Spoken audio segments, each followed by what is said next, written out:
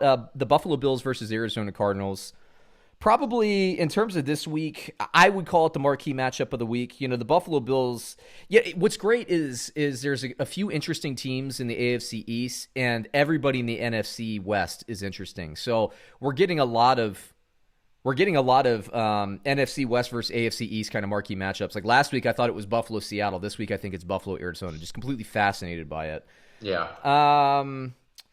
For me, like the Buffalo, I thought that was a big win because I wanted to see what Buffalo was going to do against another elite team. And I had questions in recent weeks because that Jets What's a big win? Yeah, and the Jets game that they won and they kicked nothing but field goals was like 18-10 or something. I was like, that gave me more questions than answers. Right. They had dropped 2, I think, to the Titans and the Chiefs, but those are really good teams. Can we talk about the Jets game for Buffalo real quick? Sure. Look, we all know the Jets are 0-8, or maybe they're 0-9 now. Yeah.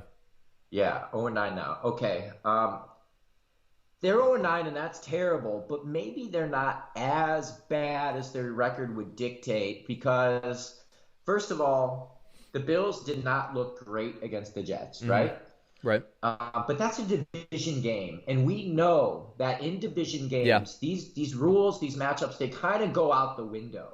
Yeah. It's a different animal, okay?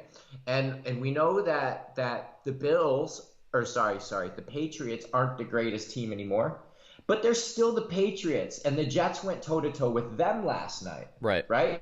It's still Bill Belichick and Cam Newton at quarterback, right? So that ain't so bad. Yeah, I guess. I mean, you and me disagree. I think the Patriots aren't the Patriots anymore. I know Bill Belichick's there, but Cam Newton's not the on-field leader that Brady was. But they did pull it off last night after Flacco throws a bad pick. Basically. When did he get out there? Huh? Yeah, I know. I thought it was Darnold. I don't know if he was banged up or what happened, but I don't know. Did he start the game, Darnold? No, I don't think so. I think it was all Flacco. Honestly, I didn't pay attention. I wasn't interested. To me, it was like 2 bad teams playing. And Buffalo, having won against New England, I thought, that the division should be theirs. Now, although a lot of respect to Miami, who we're not going to talk about today. Sure. Like Miami with Tua Tagovailoa and that defense. The Miami, look, I know we always think about the Buffalo Bills defense. They're not playing lights out. The Miami Dolphins defense is probably the best defense in that division at the moment. Yeah, right.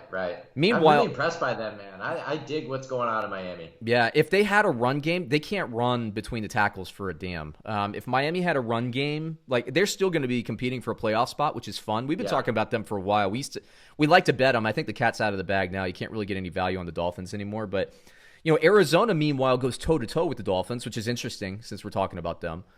And I got to say, like, Kyler Murray last week played incredible. And I had the game on. It was one of those games I was watching without sounds because I was watching a different game on my primary. And I was watching every time I looked over, one of these teams was scoring. But I look back and I look at Kyler Murray and I'm like, well, how did Arizona lose the game? They had a turnover on downs and then they gave up another defensive touchdown. Basically, Miami scores a defensive touchdown for like the 8th straight week. They're scoring every week. It's nuts what that defense is doing. But Kyler Murray is playing. We've been talking about Russell Wilson all year. Kyler Murray, I still don't think he's having quite the season that Russell Wilson is, but he's got to be in the MVP discussion. He is playing. He's phenomenal, man. He's playing that guy. Like, I think Russell Wilson's just having an all-time season this year so far, but there's a lot of football left, man. Kyler Murray to me is outplaying Lamar Jackson from last year, who was last year's MVP. Yeah, right. He's incredible. He looks dialed in. He's incredible. You're right.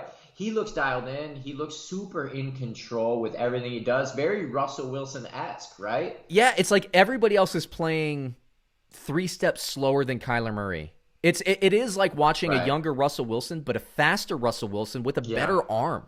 Yeah, right. It is like, and you and me. I mean, again, like we'll offer it up if we're wrong. And I had very serious doubts, as did you, about Kyler Murray's height. Wasn't worried about anything else, but I was really surprised at how strong his arm is. Like, you would think that he throws a great ball. Oh my gosh! And it doesn't matter if DeAndre Hopkins is involved in the game plan or not. He just finds he's just so damn good. He really is. Right. And Josh Allen, by the way, is playing great. Like, I was a little worried that the league maybe had figured out Josh Allen, But then Josh Allen comes out against kind of a struggling Seattle Seahawks team and lights them up. He had a great week last week, over 400 yards, 4 total touchdowns, 3 through the air, 1 on the ground. So both of these quarterbacks had fantastic games last week. Yeah, and boy, that Seattle defense is terrible. They are terrible.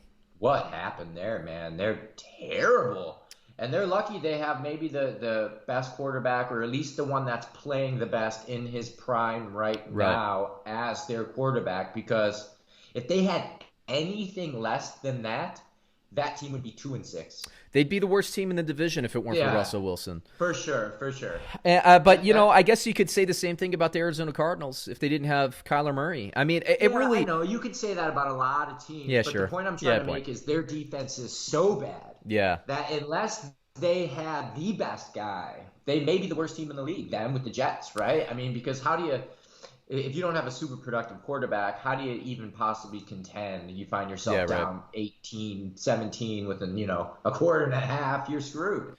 You know what's interesting about the Cardinals and the Seahawks is coming into the season, you and me, we both picked Arizona to be the 4th place team in the division. And Cardinals fans don't scream at us because we both loved every team in the NFC West. And we thought that the Cardinals could possibly be a 9-7 4th seed. I mean, we were talking about that. We loved every team in the West. And if it weren't for the 49ers' massive amount, I mean, their injuries are just incredibly, oh, man. I don't know that there's been a team more snake-bitten in injuries than the 49ers ever. Ever, right? Not even close, man. And also, I don't feel bad for them. Right. But yes. Yeah. But, coming into the season, we both like Seattle. I picked Seattle to go to the Super Bowl. I believe you did as well. I can't remember. I believe I did pick Seattle. Did we both pick Seattle? I think we both picked Seattle from the NFC, and you picked Pittsburgh from the AFC, and I picked Kansas City. So I believe we both had Seattle in. And what's interesting is I thought the Seattle Seahawks defense would be playing as well as the Arizona Cardinals defense is. So it's one of these things where, I knew the Cardinals defense was going to be better. I liked what they did in the offseason. You got Vance Joseph. I believe it's his second year being the defensive coordinator there. I thought that it was going to take another season for the Cardinals defense to do what they're doing now. Dude, they're playing really well. Again, I'm taking the Miami stuff out of the equation. Every now and then a team just does well, and Tua, it was really basically Tua's first game actually throwing the ball, and he did better than I thought he would. And so whatever, I'm throwing last week out the window. But the Cardinals, to me, I gotta be honest with you, how I'm seeing them play right now, and Arizona beat Seattle. I'm not I think Arizona might be the better team because the defense is just so much better than Seattle's defense. Yeah, they might be. I'm not going to argue that. It's possible. I do think that Russell Wilson with DK Metcalf, they're so strong. Yeah. By the way, the ESPN did a special on DK Metcalf. I don't know if you caught that. It was in one of the the countdown. I try not to watch ESPN anymore, so I did not see it. I'm with you on that. I'm still hanging in there because I don't know what else I would do with myself. Yeah, right. Besides drink. But, man, they did a special on that guy. Have you actually really seen that guy, what he looks like? Yeah, he's a giant. Jesus, man. It's weird that a human can be created like that. Yes. How can anyone stop that guy? No, nobody can. It's insanity. I've never seen anything like that. Not only that, he has a work ethic, too, that guy. Yeah, he does, right. He's all in. Yeah, he's all in, and he's got the quarterback that we say, we've projected to be have his best years, and he's a Hall of Fame quarterback in Russell Wilson. And, I really do compare Kyler Murray and Russell Wilson quite a bit because Kyler Murray is better in his second year than Russell Wilson was in his second year. It's just the NFC West is so exciting. Switching it over because we've been giving them a lot of love. Switching it over to Buffalo, Josh Allen is playing well. I'm curious in this matchup, though, because Buffalo's not really running the ball, and I've been saying this all year. I don't think it's because they can't run it. I think it's because they just choose not to run it. Okay, well, what leads you to believe that? I don't know. I mean, because last year it was the same thing. I think Brian Daboll is an offensive coordinator, just likes to sling the ball, just like maybe Dirk Cutter. Not as crazy as Dirk Cutter, I don't think. And I'm not saying he calls a bad game. I don't like the way Dirk Cutter calls a game. I actually really like Brian Daboll quite a bit for Buffalo. But I saw them when they need something happens, and you can see it. You remember in the playoffs last year when Josh Allen was kind of going nuts and he did the lateral and all that stuff. We're just young quarterback pressure. It's getting to him. Well, this year when Daboll sees it, and I think this is a really big compliment of Buffalo and Daboll. when they kind of see Josh Allen kind of getting the freak out meter, the needle's starting to go up a little bit, they'll dial up some runs or dial up some screen passes, and they're incredibly efficient. Everything calms down. It's like they let the pressure out of the gauge or whatever, and then Josh Allen starts carving people up again. But I don't know. There's something, and we know Buffalo, the weather is going to turn there. I think that Buffalo is going to need to rely on the run game. I believe in it, but I don't know that we've seen it. So I really don't know.